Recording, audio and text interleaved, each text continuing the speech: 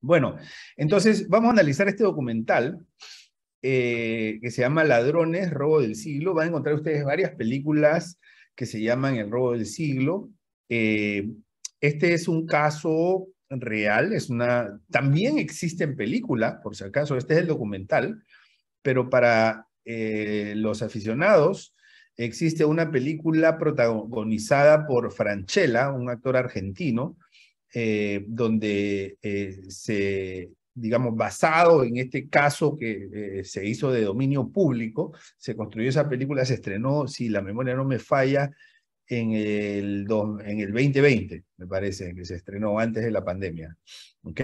Pero bueno, este es un documental. ¿Qué significa? Que aquí vamos, en este documental, que me imagino ustedes han tenido oportunidad de ver, y si no han tenido oportunidad de ver, no hay problema, vamos a comentarlo, asumiendo que algunos no lo pudieron ver, pero aquí lo que se encuentra en este documental es nada más y nada menos que las declaraciones de los protagonistas, ¿no?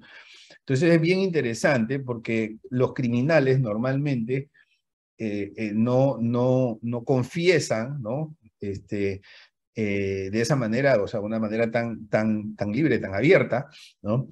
Pero ellos sí, primero porque el crimen ya prescribió y ya pagaron su condena y entonces eh, eh, fueron declarados culpables, ellos reconocen que fueron culpables y bueno, hacen, digamos, un relato que es bastante, pues, anecdótico y tal como se presenta el documental, pues deja una impresión fuerte, ¿no?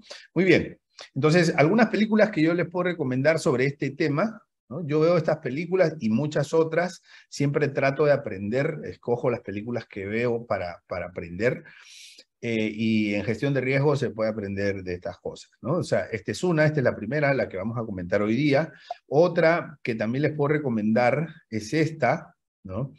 Eh, Esta que también está inspirada en hechos reales, no es documental, es película, ¿okay? Se llama El Robo del Siglo, también la encuentran en Netflix, es un asalto a una sucursal del Banco de la República, que es, digamos, el Banco Central de Colombia, por sumas millonarias, ¿no?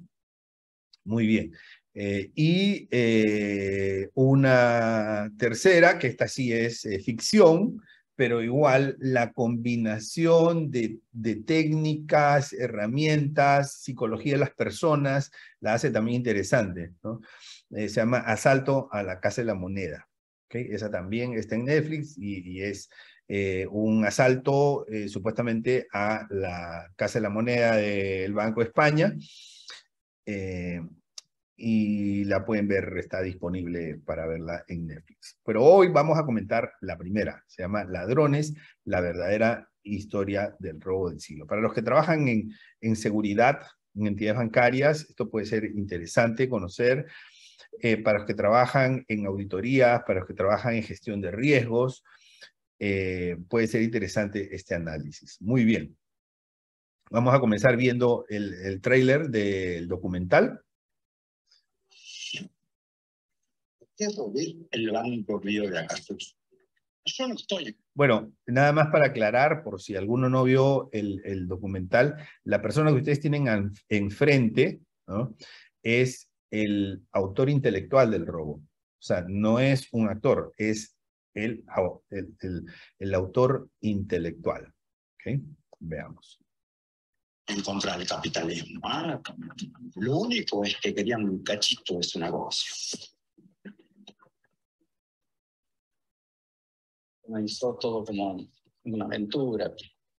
Yo no robaba, nunca robé. Y si no es perfecto, no me meto. Y me presentan al de la idea. Si hacemos el túnel apropiado, nos conduce directamente a las bóvedas del banco. Yo nunca había hecho un pozo más que para plantar una planta de marihuana. Cada uno pone una línea y dice de acá para acá está bien y de acá para acá está mal. Se convierte en un vicio también el robo y el delito. Como cubrir un vacío, no sé de qué, pero de algo que me estaba faltando. Me preguntan, ¿vos robaste? No, lo tomé como un trabajo. Nadie nunca había hecho algo así. Como si fuera una película. Un bigote postizo, un chipá, unos anteojos, el hombre del traje gris. Una de las cosas fundamentales que tienen siempre los ladrones, y por eso caen presos, es el ego. Un efectivo policial que ingresó me dijo, se evaporaron. El robo más espectacular de la historia criminal argentina. Algunos lo denominaron el robo del siglo.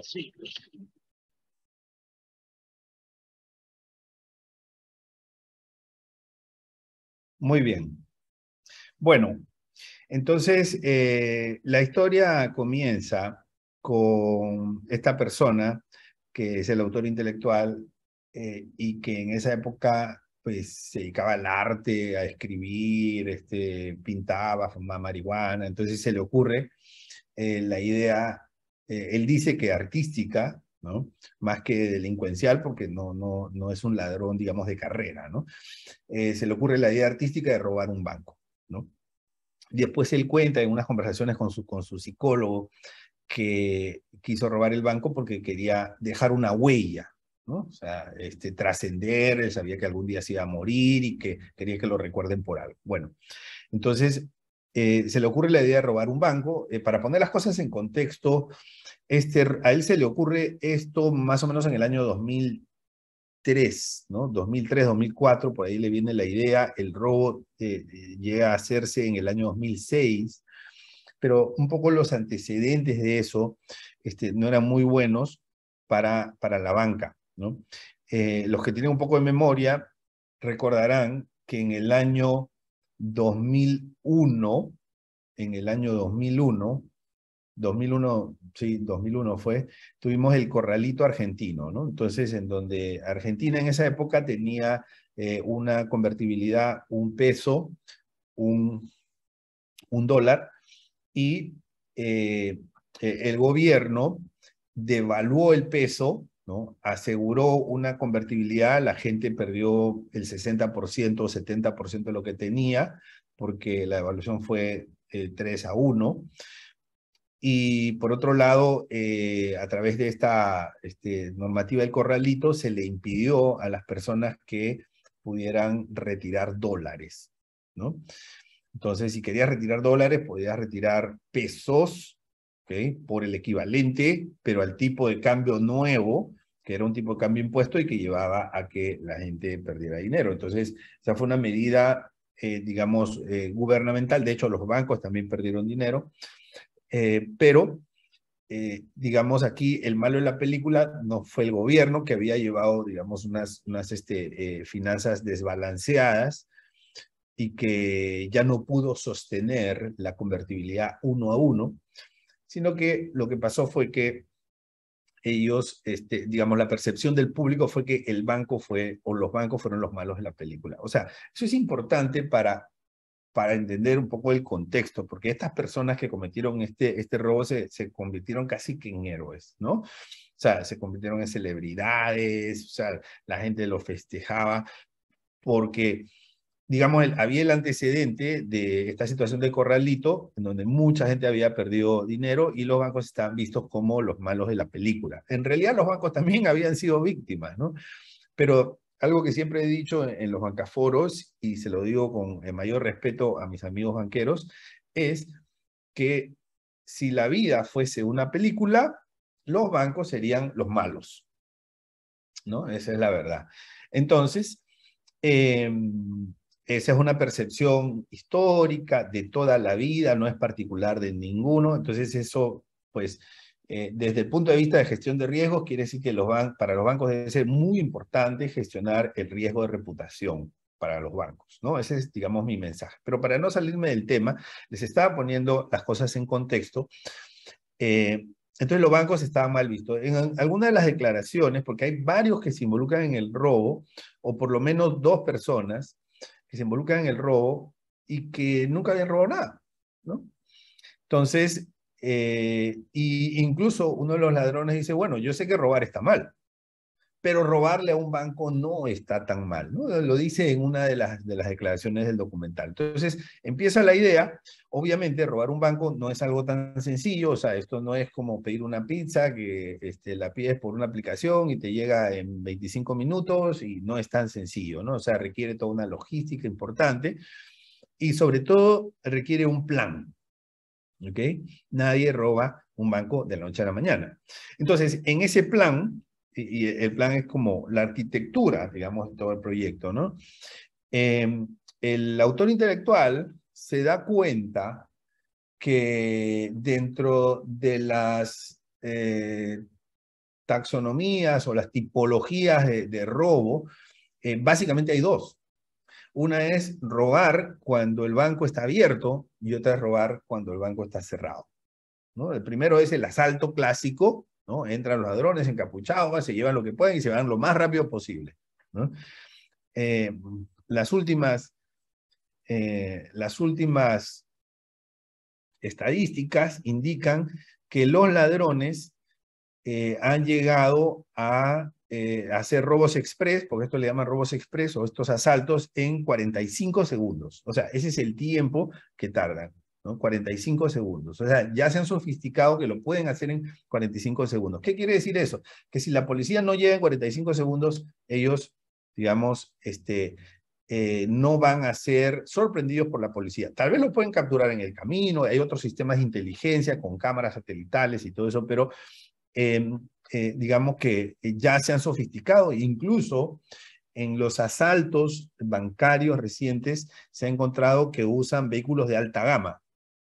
O sea, vehículos de altísima, y dentro de las altas gamas usan, digamos, los vehículos mejores, ¿no? Entonces, los mejores modelos de las mejores marcas, que obviamente los roban y los usan para estos asaltos porque, digamos, son vehículos que agarran una buena velocidad y probablemente consideran que es más fácil fugarse con estos vehículos, ¿no? Entonces, esta es la primera modalidad, el asalto. La segunda modalidad es el hurto, ¿no? O sea, el hurto en donde ellos se meten y se llevan el dinero cuando el banco está cerrado. ¿Ok? Y entonces, en uno de esos momentos de ocurrencia, al autor intelectual se le ocurre mezclar las dos cosas, ¿no? O sea, mezclar las dos modalidades. Entrar cuando el banco está abierto, ¿no? Y salir por un túnel, que es normalmente la vía clásica para robar cuando el banco está cerrado, ¿no? Entonces, mezcla las dos y luego, con el tiempo, empieza a sofisticar su idea, ¿no? Y la mezcla con otra, digamos, modalidad de crimen, que es la toma de rehenes, y la mezcla con otra, que es la defraudación, que vamos a ver. Entonces, son, digamos, es una mezcla de 4 modalidades de crimen, ¿no? Asalto bancario, hurto, estafa, porque ellos llegan a estafar, y también toma de rehenes. O sea, son los 4, ¿no? Bien, entonces, este es el primer punto, este es mi primer comentario. Aquí hay una mezcla de varias modalidades de delito, ¿no? O sea, lo interesante aquí es que nosotros podamos extrapolar, o sea, no exactamente este caso, sino la idea. Y el mensaje es, los criminales pueden mezclar diferentes modalidades o tipologías de delito.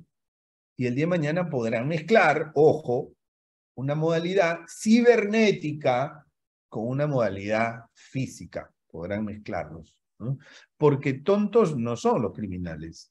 De hecho, si ustedes ven el documental, se dan cuenta que es gente muy inteligente y de varios tipos de inteligencia, ¿no? De la inteligencia verbal, inteligencia lógica, matemática, inteligencia emocional. O sea, entonces, lo primero es eso, ¿no? O sea, que nuestro radar, ¿no?, tiene que estar la posibilidad de que los delincuentes hagan una mezcla de tipologías de delito, ¿ok? Y que salga una cosa medio extraña, pero que nos sorprende, ¿no? O sea, hay una frase del autor intelectual que dice, de este crimen, que dice los vanguardistas siempre vamos a tener altas posibilidades de éxito, porque la gente no está preparada, ¿no? Entonces el mensaje justamente es eso, o sea, tenemos que prepararnos y considerar las posibilidades que existen otras modalidades, ¿no?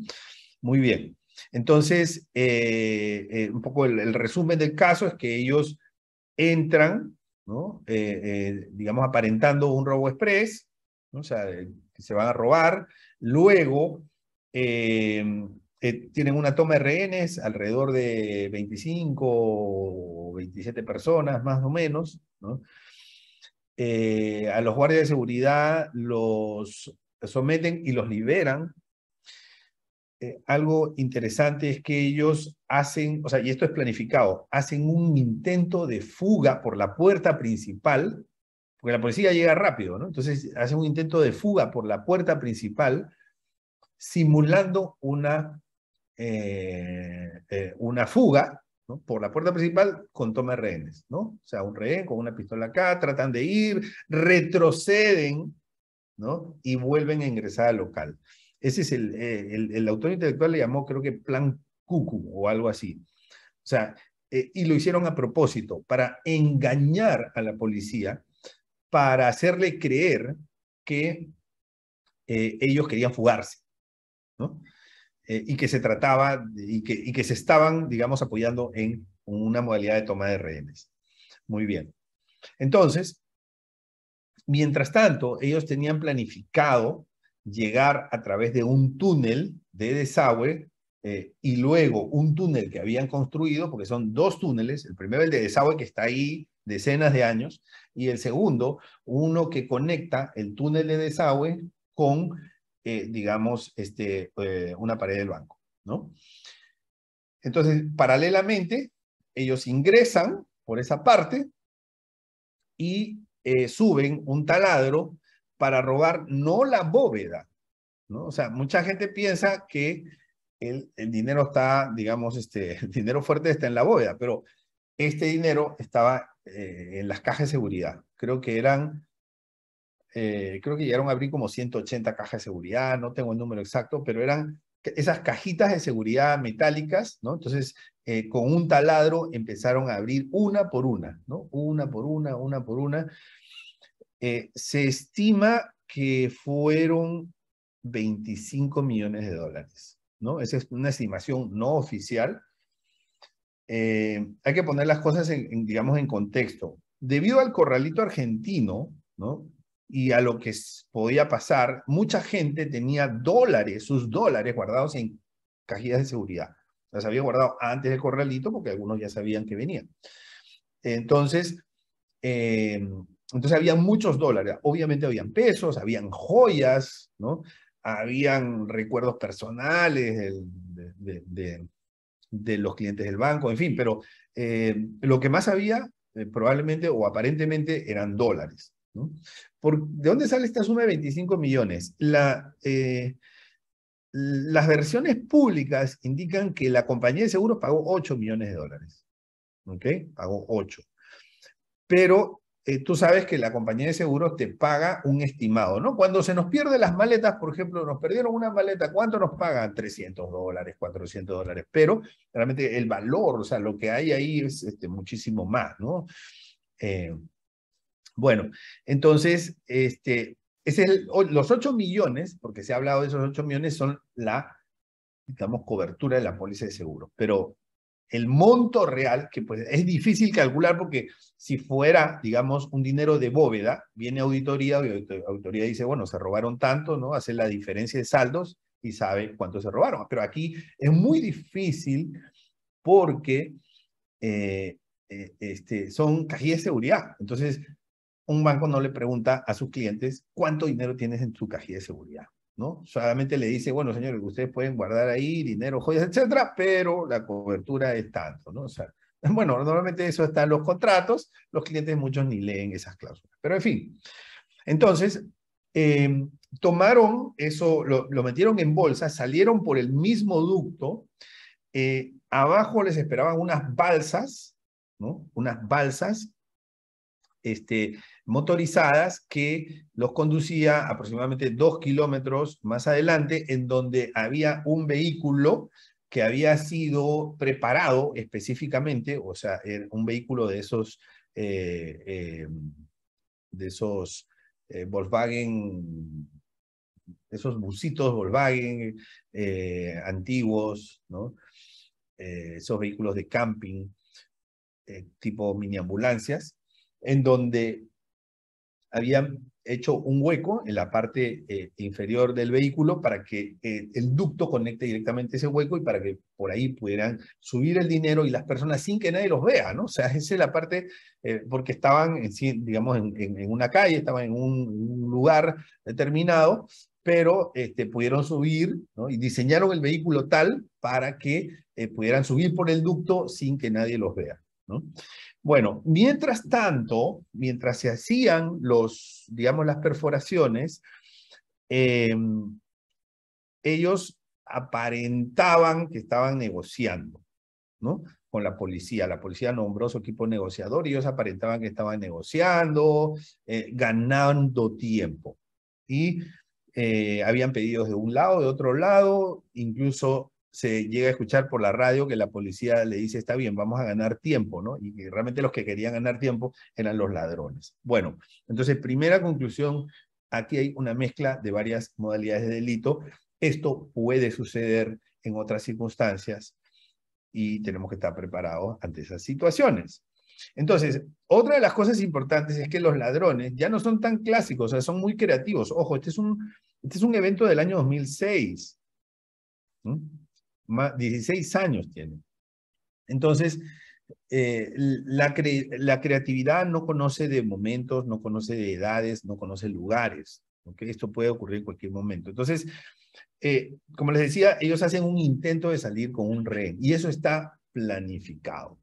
Entonces, los ladrones planifican y los ladrones tratan de generar distracciones. Yo le llamo aquí sembrar confusión. O sea, eso es algo que también, o sea, que normalmente no lo esperamos, ¿no? Pero cuando las técnicas se sofistican, tenemos que estar preparados a que estas situaciones sean, digamos, engañosas, ¿no? Cuando se rinden, porque ellos hacen digamos, también una simulación de rendición, dicen, bueno, ¿sabes qué? Nos vamos a rendir, ya esto no se puede, ¿no? Ya cuando tenían todo el dinero ya se lo estaban llevando, entonces no vamos a rendir, pero ¿y qué pasa? Es muy tradicional que en los robos o en los crímenes de este tipo, los delincuentes pidan algo para comer antes de rendirse, ¿no? Eso es algo como muy tradicional, ¿ok? En este tipo de situaciones. Entonces ellos piden unas pizzas, ¿ok? Entonces, es bien interesante porque cuando yo he revisado algunas declaraciones, además del documental, y he investigado un poco, se le pregunta a los policías, y los policías creyeron que realmente era una rendición de verdad, ¿no? Que era una rendición real. ¿Por qué? Porque este pedido de pizza los hizo pensar que realmente se estaban rindiendo, ¿no?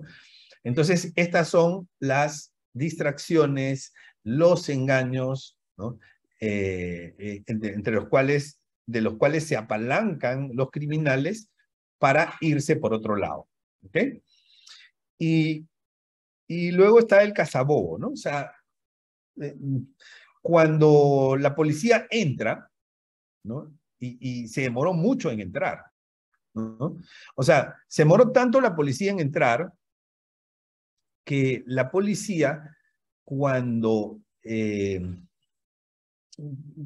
como esto se estaba transmitiendo en vivo por los canales de televisión, ¿no? Cuando la policía estaba entrando, los criminales estaban en una casa tomando cerveza, contando el dinero y festejando cuando la policía estaba entrando, ¿no? Entonces, es parte, digamos, de la situación anecdótica que ellos mismos han contado. Bueno, entonces, ¿qué hacen ellos? ¿No? Ellos ponen un cazabobo, ¿no? Una supuesta bomba. Cuando la policía llega o entra al local bancario, lo primero que hace la policía es pensar, ¿no? primero, pues, hace un inventario de todas las personas, y la primera alternativa que tuvo la policía es, mira, aquí se han infiltrado, los delincuentes se han infiltrado en rehenes. Así que todos van, ¿no? Entonces uno por uno empieza a clasificarlos y se da cuenta que no hay ningún delincuente, que todos son clientes de verdad. Entonces, ¿dónde están? Y no encontraron a los... Porque los delincuentes fueron tan inteligentes que cuando se fueron no dejaron el hueco, ¿no?, que los delataba por dónde se habían ido. Lo taparon con un mueble, ¿no? O sea, consiguieron poner unos chupones para usar una soga y tapar el lugar por donde se habían fugado, ¿no? Entonces, cuando la policía empieza a hacer una revisión más exhaustiva y encuentra el hueco, ¿no?, ahí mismo estaba un cazabobo, es decir, una supuesta bomba. Entonces, ¿qué hace la policía? Por protocolo, no puede perseguirlos. Lo que hace es que llama a las unidades que desactivan explosivos para que vengan. Entonces ellos pues se dieron cuenta que no, esto no es nada, es una aparente bomba, no, pero no es una bomba, aquí no hay nada de eso, esto es una simulación. Entonces los empiezan a perseguir, pero ya no encuentran nada, ¿no?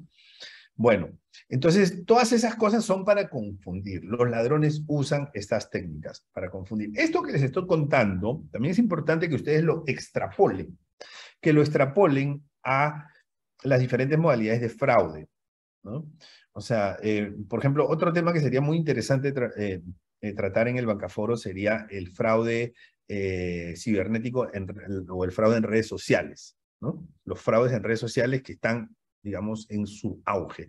Entonces, o sea, ese mecanismo de sembrar confusión, de generar un poco de estrés, de generar hasta, de repente, hasta un poco de confianza, ¿no? Porque cuando un delincuente pide una pizza, bueno, ya se está rindiendo, entonces genera confianza en que, digamos, en que se piensa lo que el delincuente quiere hacer.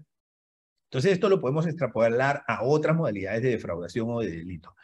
Tercero, la necesidad de un equipo de trabajo, ¿no? O sea, si usted ve en el documental, hay un, digamos, autor intelectual, ¿no?, que tiene la idea, o sea, tiene la idea, pero no tiene los recursos, ¿no? O sea, él mismo, en el avance, ustedes ven que dice, yo nunca había hecho un hueco, más que para plantar una planta de marihuana.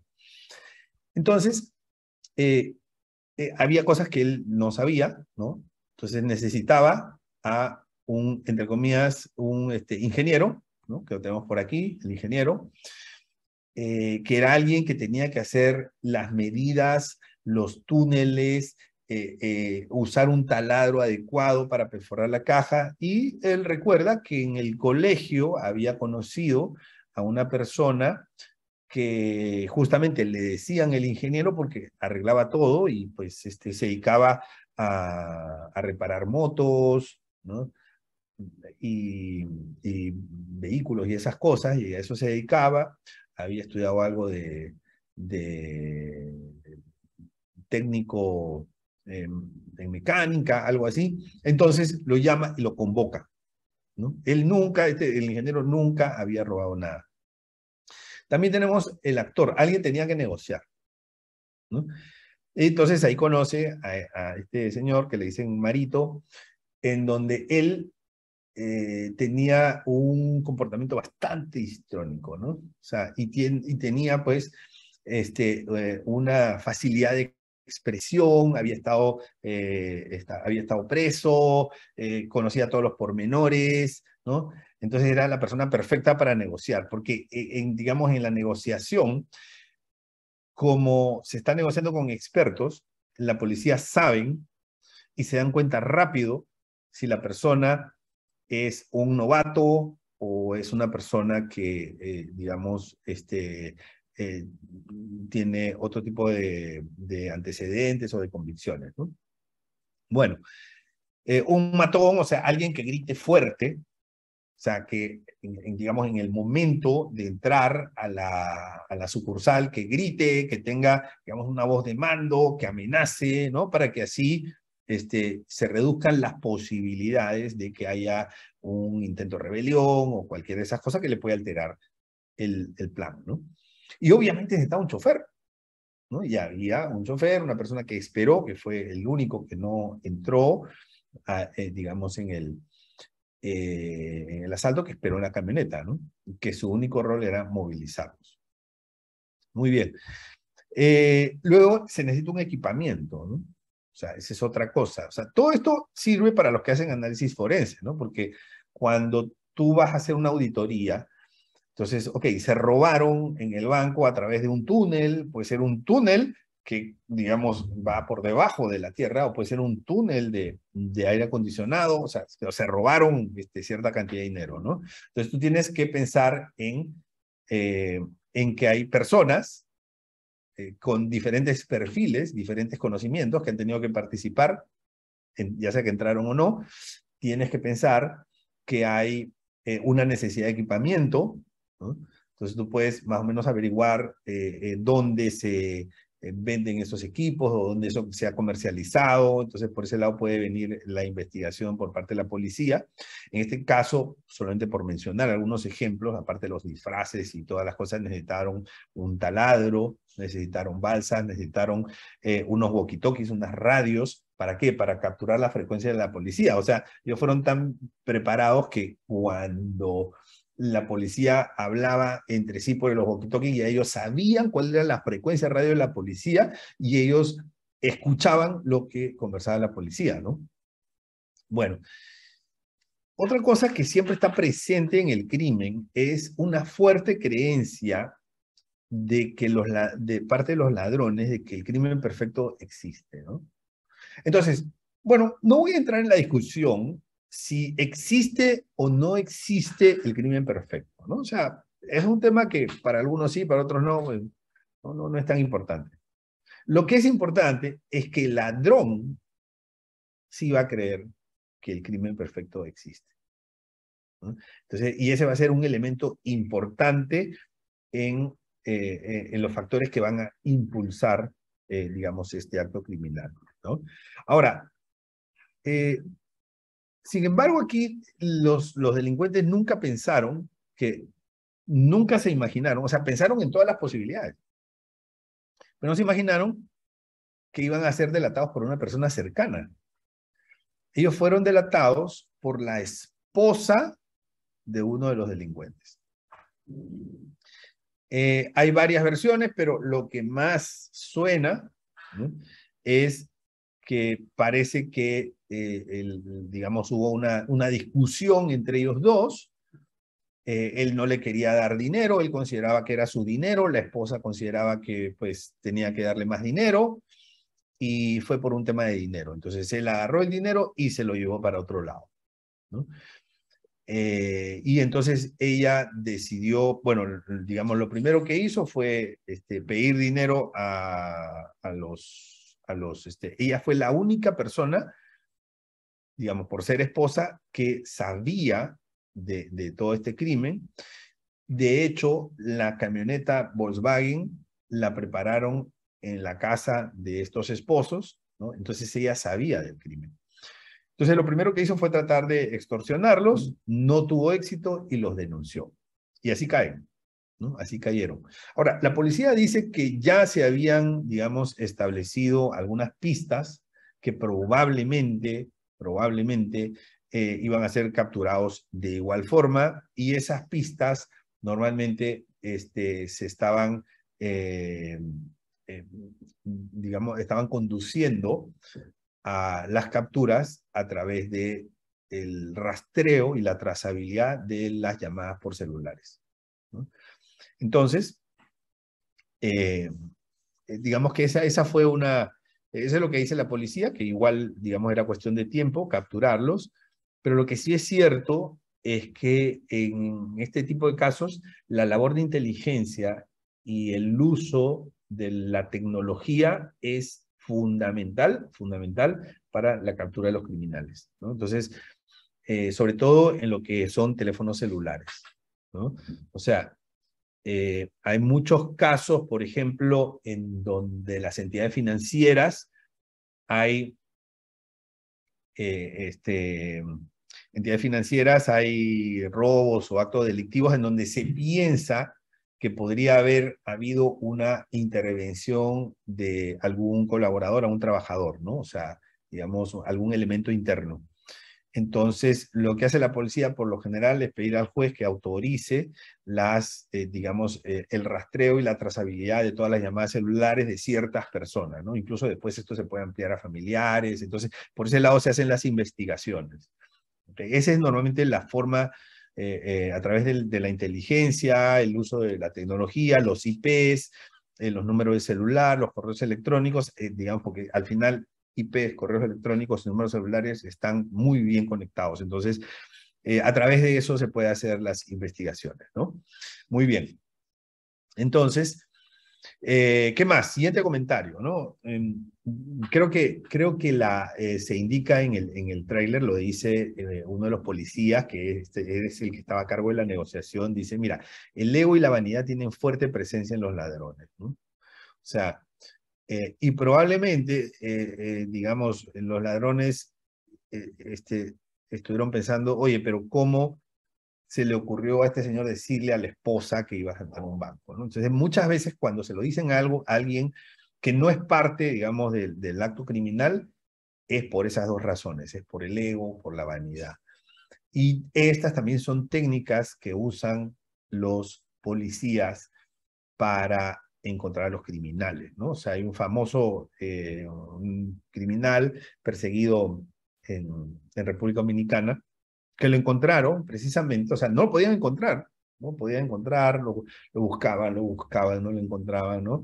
Pero, digamos, precisamente por estos elementos del ego y la vanidad,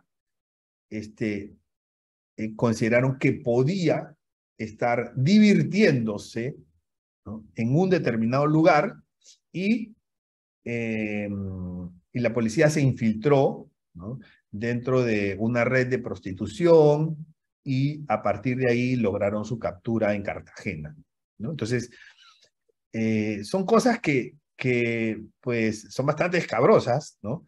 Pero para fines de perseguir a los criminales, la policía y, digamos, y la justicia siempre tiene presente esto, ¿no? A nivel interno, esto también es importante porque muchas veces, y sin hablar de crímenes grandes, muchas veces hay personas dentro de las organizaciones que cometen algunos fraudes o incluso hasta mini fraudes, ¿no?, dentro de las organizaciones que se apropian de cuentas de clientes que ya no tienen movimiento, ¿no? Entonces, bueno, encuentran sus formas digamos, de falsificar y generar supuestos retiros y al final se retiran ellos, ¿no? Entonces, ¿qué cosa es lo que normalmente los delata? El ego y la vanidad, los signos exteriores de comportamiento, la ropa que llevan, el cambio, digamos, de estilo de vida, ese tipo de cosas. O sea, el ego y la vanidad normalmente son señales de alerta y aquí se demostró que esto podía llevarlos a la captura y efectivamente así fue, ¿no? Incluso cuando ellos no aceptan la extorsión, la persona que los iba a delatar dice, uno de ellos, que pidió $300,000 a cada uno para no delatarlos, ¿no? Y ellos dijeron, no, que se vaya muy lejos. O sea, precisamente por el ego que no, digamos, ni siquiera quisieron escuchar a la persona, ¿no?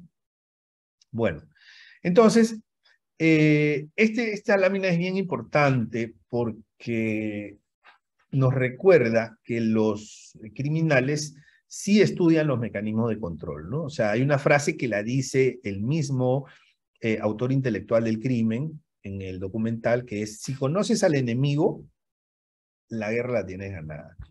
Y precisamente esa es la razón por la cual yo hago este Bancaforo con ustedes. Porque es muy importante conocer al enemigo, cómo piensa, cómo actúa, cómo consigue sus recursos, cómo planifica todo su proyecto, ¿no? Porque al final esto es como un proyecto, ¿sí? Bueno, entonces ellos, el negociador, que es la persona conocida como Marito, él estudia manuales de rehenes. O sea, Las entidades bancarias tienen un documento que es manual, ¿no?, de procedimientos en caso de toma de rehenes. ¿Okay? Que pues eso, no lo creas, pero eso está en Google, ¿no? O sea, está en todos lados. Entonces este señor estudió y sabía lo que era un comité de crisis, sabía cuáles eran las técnicas de negociación, sabía el perfil de la persona, digamos, que iba a negociar por parte de la policía, conocía los protocolos, ¿no? Para mandar, o sea, se preparó.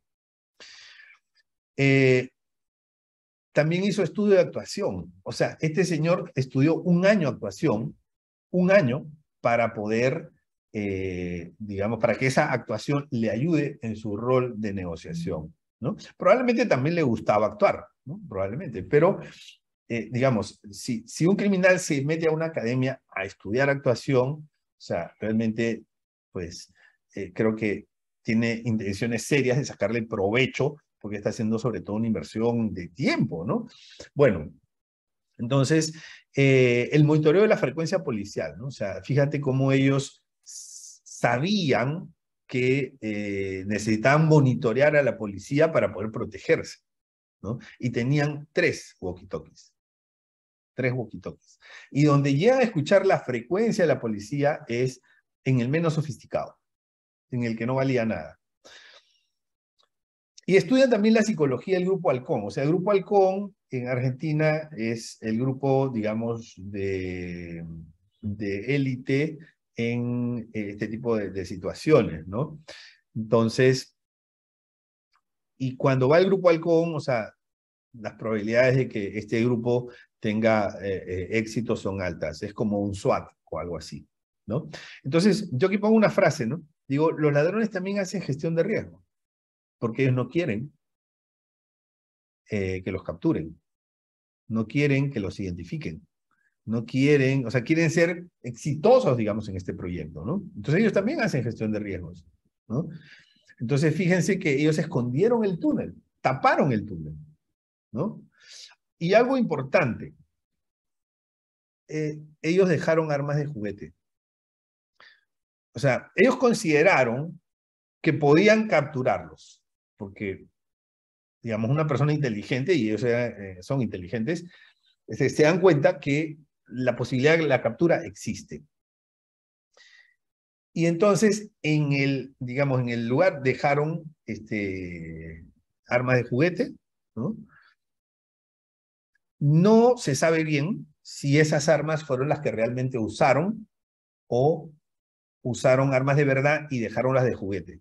Pero lo que sí fue una forma de protegerse por parte de ellos es haber dejado armas de juguete. Gracias a que ellos usaron armas de juguete, les redujeron la pena. O sea, primero les pusieron una pena, creo que de 8 años, 10 años, 14 años, dependiendo de cada uno, ¿no? Y después les redujeron la pena. De hecho, están todos libres. El autor intelectual nada más estuvo un año en prisión. Un año, ¿no? Entonces, y lo que les ayudó mucho fue poner armas de juguete, ¿no? Porque con eso ellos estaban indicando que no tenían, o sea, estaban, entre comillas, demostrando que no tenían intención de causar daño, ¿no? Entonces, digamos, la diferencia en las penas es distinta, ¿no? Bueno, no es que van a salir libres, pero, porque igual cometen un delito, pero, digamos, es un atenuante si usan armas de juguete. Y eso lo sabían ellos. Entonces, también usaron gestión de riesgo. Eso es como comprar un seguro, algo así, ¿no? De tal manera que si saben que le van a penalizar, la penalización sea la menor posible. Muy bien, amigos y amigas, eso ha sido todo por hoy. Espero haberles dado algunas ideas. Esto es como comentar una película. Imagínense que nos fuimos al cine y saliendo del cine comentamos la película, pero con una alta dosis de reflexión y del aprendizaje orientada a la gestión de riesgos. Vamos